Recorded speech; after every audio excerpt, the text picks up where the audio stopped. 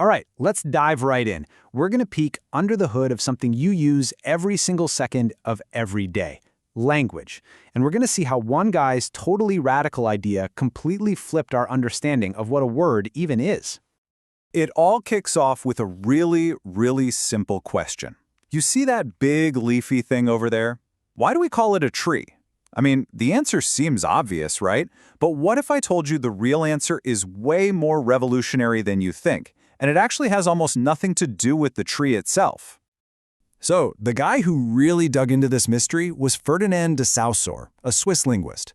See, back then, most people were busy tracing the history of words, where they came from, how they changed. But Saussure, he asked a totally different question.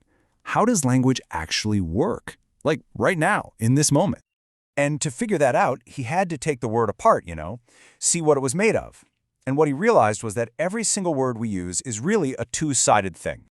He gave this core unit a name, the linguistic sign.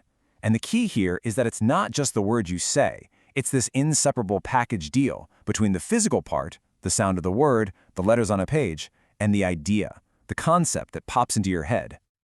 So let's break that down. On one side, you've got the signifier. That's the sound image, the letters T-R-E-E. It's the physical bit. And on the other side, you've got the signified. That's the mental picture, the concept of a tree that the sound triggers. For Saussure, these two are basically glued together. They're two sides of the same coin. You just can't have one without the other. But, okay, this brings up a huge question, right? What's the deal with that connection?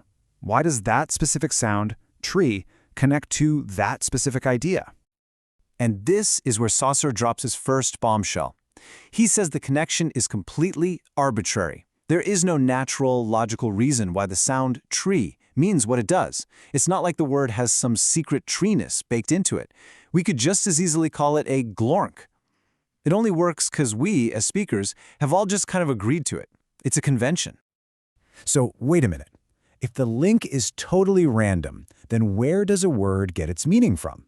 If tree isn't a tree because of something special about the word itself, then what in the world is going on? Well, the answer is even crazier. Let's try something. Think about the word hot. On its own, it's pretty vague, isn't it? Like, how hot are we talking? Hot compared to what?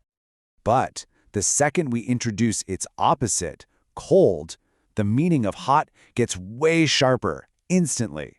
It gets its identity from what it's not. It's not cold. Okay, now let's keep going. What happens if we throw warm and tepid into the mix? All of a sudden, hot gets even more precise. It's not just not cold anymore. Now it's also defined by being not warm and not tepid. You see? Each word is carving out its own little patch of meaning by pushing up against all the others in the system. And this leads us to Saussure's most famous and frankly, most mind-bending idea. A word has no positive built-in meaning. None. Its entire value comes from the fact that it's different from other words. Tree means tree only because it doesn't mean bush or shrub or flower. The meaning is actually in the gaps between the words. So, here's the crucial takeaway. If meaning is all about the relationships between words, then you can't understand a single word all by itself. No way. You have to understand the whole system, the entire structure it lives in. And this led him to a completely new way of looking at things. He said, forget about tracing one word's history. He called that diachronic.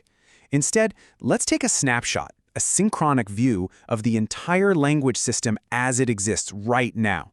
He saw it like a giant machine, and he believed that by studying the machine in action, you could find the hidden rules that make the whole thing work.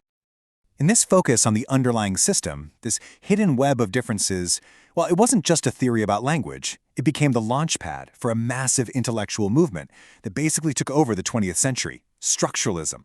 Seriously, this idea just exploded. People started using this structural approach for everything. If language works this way, what about culture?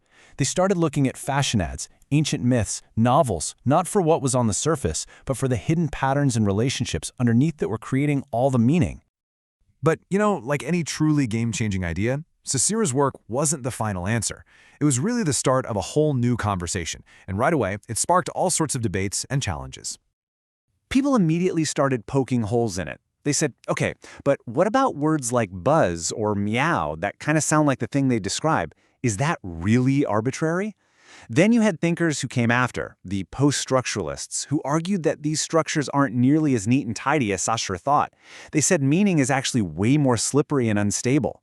And others pointed out that his system kind of ignores real-world context, pragmatics. The same sentence can mean totally different things depending on who's saying it and why. And that leaves us with this pretty wild thought to chew on. Saussure showed us that language is this huge, invisible web of differences. So if every single word we pick gets its meaning only from all the other words we didn't pick, what are we even doing when we talk? What are we really saying? It's a whole new way to think about the very words you're hearing right now.